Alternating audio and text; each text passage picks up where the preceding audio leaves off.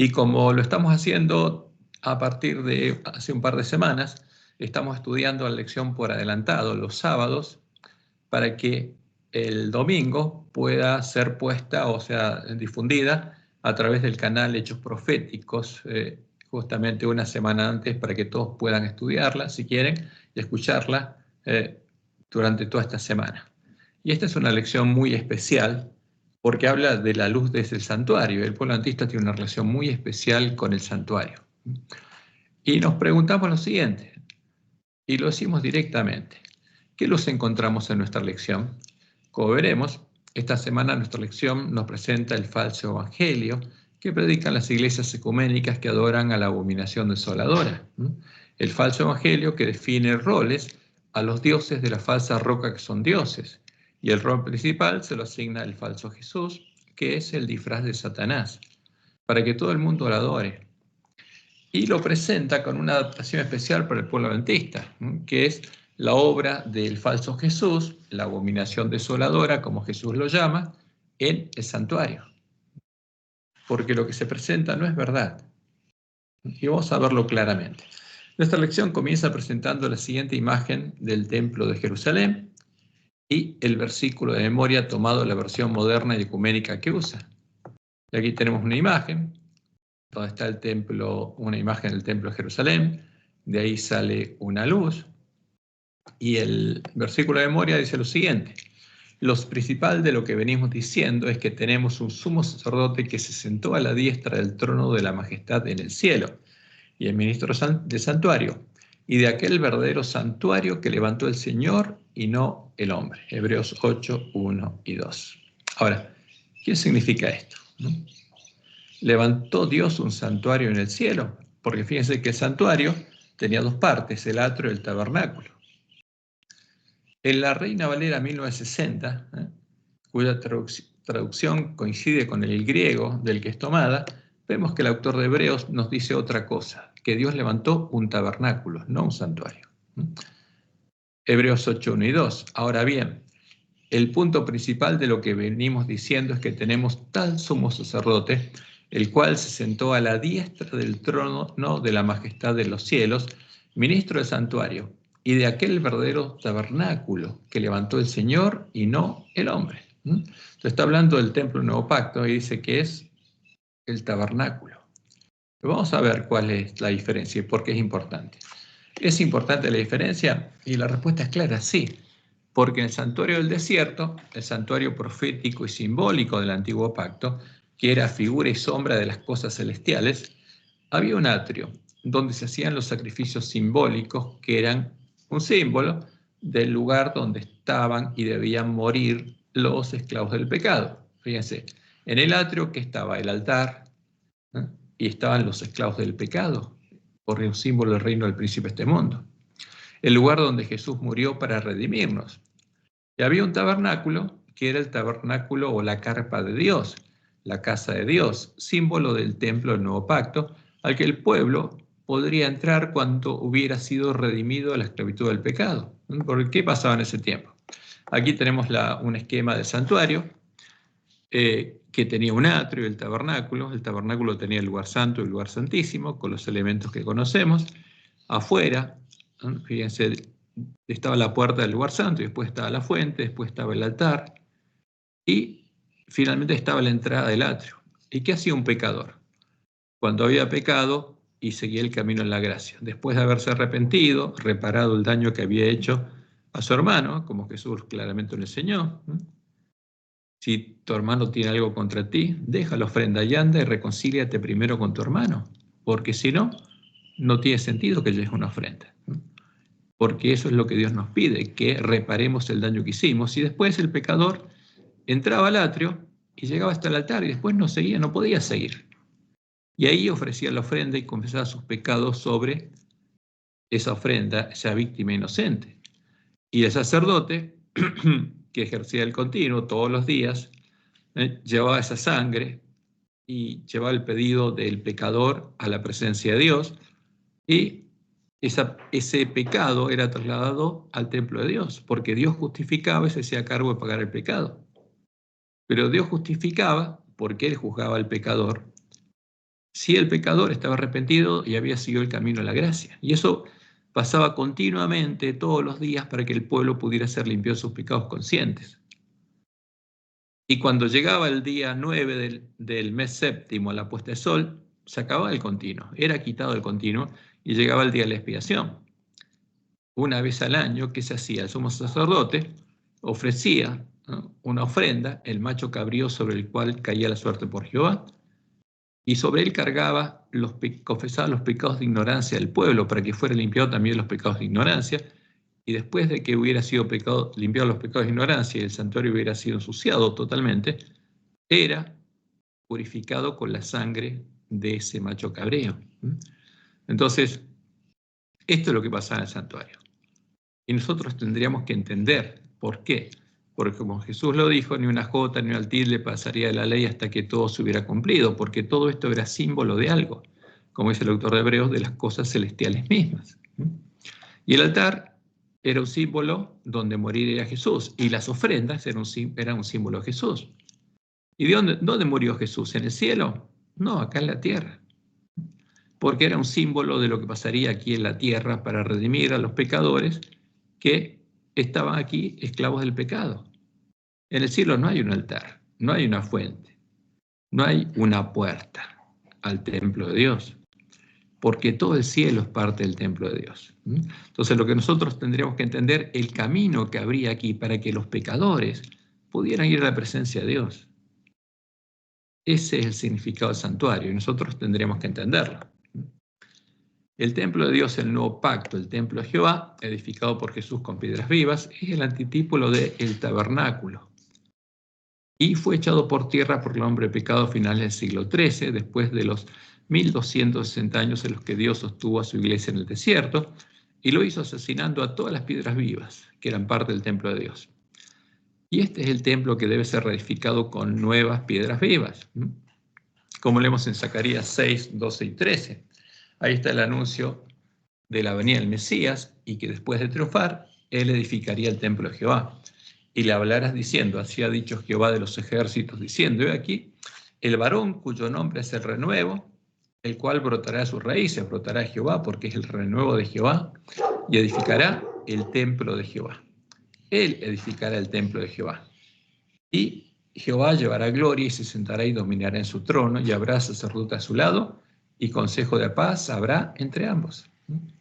Ahora, ese templo empezó a ser edificado en Pentecostés del año 31 y fue echado por tierra al fin del siglo XIII, como dice la profecía Daniel 8, 10 al 14. El cuerno pequeño aún se engrandeció contra el príncipe de los ejércitos y por él fue quitado el continuo. Y el lugar su santuario fue echado por tierra. ¿Qué hizo con el lugar santuario de Dios? Lo echó por tierra. ¿Cómo? ¿Cómo lo derribó? Hizo la misma obra que había hecho Nabucodonosor con el templo de Jerusalén. Y a causa de la prevaricación le fue entregado el ejército junto con el continuo y echó por tierra la verdad. Y se perdió el conocimiento de la verdad. E hizo cuanto quiso y prosperó. Y entonces, ¿qué dice la profecía de Daniel 8? Porque es importante entenderla. Entonces, y él le dijo, hasta 2300 tardes y mañanas. Luego, el santuario será, nuestra versión dice purificado, ya vamos a ver por qué dice purificado, pero el original dice reedificado, hecho derecho o puesto en pie. Entonces, lo que fue echado por tierra sería reedificado 2300 tardes y mañanas después. Y Daniel, al escuchar esto, se asustó. ¿Por qué? Porque Nabucodonosor había echado por tierra el templo de Jerusalén. ¿Y qué pasaría? ¿Sería echado por tierra de nuevo? ¿O pasarían 2300 tardes y mañanas hasta que el templo de Jerusalén fuera reedificado? No entendía Daniel. Entonces, por eso Dios mandó a Gabriel que le explique, como está en Daniel 9, el significado de esta visión y de la orden que él daría para que Jerusalén fuera reedificada. Y eso vamos a estudiarlo dentro de un momento. Entonces, ¿pero qué pasó cuando pasaron las 2300 tardes y mañanas? Lo que se dio es la orden para reedificar los lugares asolados, como Dios le dijo a Elena de White. Y está escrito en Primeros Escritos, página 65. ¿Qué dice ella? El Papa hizo una brecha en la santa ley de Dios, pero vi que había llegado ya plenamente el tiempo en que esta brecha tiene que ser reparada por el pueblo de Dios. O sea, el pueblo de Dios tiene que recuperar el conocimiento de la verdad y después, cuando conociéramos la verdad, los lugares asolados han de ser reedificados. Porque este es el mensaje. Aquí está definida la misión del pueblo adventista. Es uno de los varios pasajes bíblicos donde se define la misión del pueblo adventista. ¿Quién tiene la misión de recuperar el conocimiento de la verdad? El remanente de la Iglesia de Reforma, el pueblo adventista. ¿Y qué va a pasar qué pasaría cuando esa verdad fuera recuperada? Los lugares asolados serían reedificados, el templo de Dios. Por eso es importante para nosotros entender el santuario. Entonces, aquí hay un esquema que relaciona las diferentes profecías. Entonces, la profecía de 2300 tardes y mañanas comienza cuando es dada la orden para reedificar Jerusalén. Entonces, como anunciada la profecía de las 70 semanas de Daniel 9, a partir que se diera la orden para reedificar Jerusalén, que fue dada en el año 457 a.C., como aparece en este esquema, a partir del 457 se cuentan las 70 semanas y las 2300 tardes y mañanas o los 2300 días o años. Y estas 69 semanas se cumplieron hasta que, fíjense, el año 27 después de Cristo fue ungido el Mesías. Porque el Mesías sería ungido en la semana 69. Y al comenzar la semana número 70. Y a la mitad de la semana se daría muerte el Mesías. Y al finalizar la semana 70, en el año 34, se acaba el tiempo que Dios había separado para el pueblo judío. Y a partir del año 34, Dios llama a Pablo y lo manda a predicar el evangelio a los gentiles. Pero los discípulos, como les dijo Jesús en Mateo 10, les había dicho que se queden en Jerusalén, porque se estaba por acabar el tiempo de gracia para Jerusalén y Jerusalén iba a ser destruida. Entonces tenían que ellos ir primero a las ovejas perdidas de la casa de Israel a darles el verdadero alimento a tiempo. ¿Por qué? Porque se iba a cerrar la puerta de la gracia para el pueblo judío cuando ellos vieran Jerusalén rodeada de ejércitos. Y tenían que salir de Jerusalén y no volver a entrar. Y esa es una señal muy importante, porque es el tipo de lo que pasaría con el pueblo adventista, porque Jesús unió los eventos de lo que pasó con el pueblo judío, con la última generación del pueblo judío, con lo que pasaría con la última generación del pueblo adventista. Entonces, las 2300 tardes y mañanas comenzaron en el año 457 y terminaban en 1844. ¿Y qué pasó aquí? Entonces, cuando Dios levantó a su iglesia, como dice Apocalipsis 12, y su hijo fue arrebatado para su trono, el primogénito, la mujer vestida de sol, fue dado a luz y fue arrebatado para Dios y para su trono, el dragón empezó a perseguir a la iglesia verdadera y Dios la sostuvo en el desierto por 1260 años, hasta finales del siglo XIII, desde el año 31, hasta que el lugar santuario de Dios y la verdad son echados por tierra. Y se pierde el conocimiento de la verdad. Y estos 1260 años ocupan el periodo de Éfeso, de Esmirna, de Pérgamo y de Tiatira. Pero cuando se pierde el conocimiento de la verdad, desaparece la iglesia de Cristo de la tierra. Y solo queda la mujer Jezabel, que es la religión pagana del Imperio Romano disfrazada de iglesia. Y el pueblo de Dios queda cautivo en Babilonia, como había quedado cautivo en la Babilonia terrenal, la de Nabucodonosor. Y tiene nombre que vive, pero está muerto. Hasta que en 1517 Dios levanta la iglesia de Reforma y esa iglesia sale de Babilonia con la Biblia en sus manos, buscando conocer la verdad. Y el remanente de esa iglesia de Reforma es el pueblo adventista. Que las vírgenes que en 1844 salieron a recibir al esposo. Pero no había entendido la profecía hasta que Dios le muestra en la Juay que había llegado plenamente el tiempo en que la brecha que hizo el Papa tiene que ser reparada, tenemos que recuperar el conocimiento de la verdad y los lugares asolados van a ser reedificados. Entonces, fíjense, en el año 457 a.C. fue dada la orden para reedificar Jerusalén y 2300 años después, exactamente, en 1844 fue dada la orden para reedificar los lugares asolados. ¿Por qué? Acá reedificar los lugares asolados por la Babilonia terrenal y acá por la Babilonia espiritual. Esa es la misión del pueblo adventista. Esto es lo que define la misión del pueblo adventista. Entonces, esta es la relación entre las tres profecías de años. Las 70 semanas, que son 490 años, los 2300 años, y el tiempo en el que Dios sostuvo a su iglesia en el desierto hasta el fin del siglo XIII. Porque 31 más 1260 nos da 1291, cuando el santuario, un verdadero santuario de Dios en el tiempo nuevo pacto, fue echado por tierra.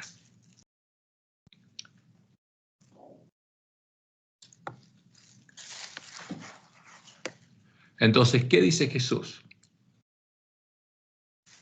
Al que venciere, yo le haré columna del templo de mi Dios. ¿Por qué? Porque va a reedificar lugares asolados.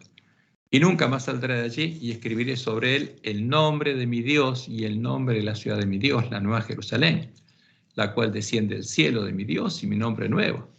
Entonces los vencedores del pueblo adventista van a ser parte de la iglesia triunfante. Porque hay 7 iglesias y hay una octava, que es la iglesia triunfante, que es la Nueva Jerusalén. La iglesia militante tiene 7 etapas. Éfeso, Esmirna, Pérgamo, Tiatira, Sardis, Filadelfia y la Odisea. Y finalmente, ¿qué queda? La Nueva Jerusalén. La octava etapa de la iglesia aquí en la tierra, que es la iglesia triunfante, que va a ir con Jesús a predicar el fuerte pregón del mensaje del tercer ángel. Ahora, este templo, la casa de Dios, el reino de Dios, el reino de los cielos, no estaba físicamente en el cielo, lejos de nosotros, como creen algunos de nuestros hermanos. Estaba en la tierra, en el lugar donde estaban las piedras vivas, que eran parte del templo del reino de Dios, porque había venido de ellos el reino de Dios, el reino de los cielos, y Dios estaba morando y reinando en ellos. Este es el atrio.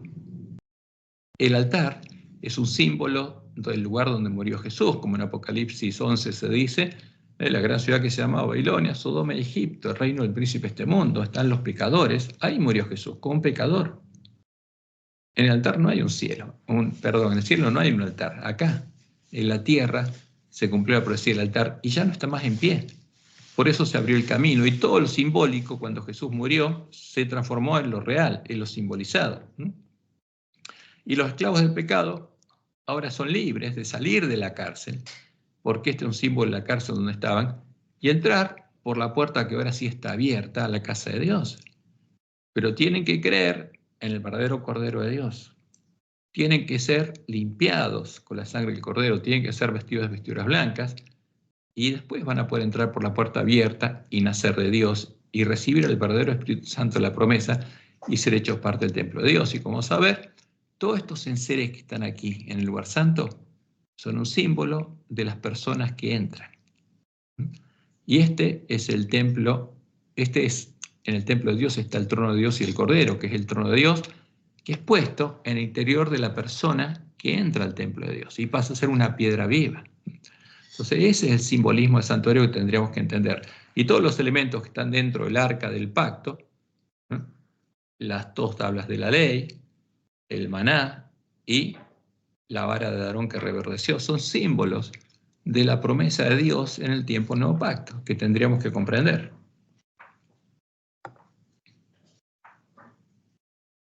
Y como dice el autor de Hebreos, en Hebreos 3, 5 y 6, y Moisés a la verdad fue fiel en toda la casa de Dios, como siervo para testimonio de lo que se iba a decir, pero Cristo como hijo sobre su casa, la cual casa somos nosotros. Entonces, ¿cuál era la casa de Dios en el tiempo nuevo pacto? Los verdaderos cristianos, los que habían oído la verdad, creído la verdad y recibido el Espíritu Santo la promesa, porque habían sido hechos parte del templo de Jehová. Y ellos eran la casa. ¿Y dónde estaba la casa? Aquí en la tierra. Pero como Dios estaba morando en ellos estaban en el cielo, porque donde está Dios es su reino, es el cielo.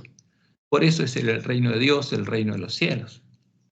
Y como dice el autor de Hebreos, si retenemos firme hasta el fin la confianza y el gloriarnos en la esperanza.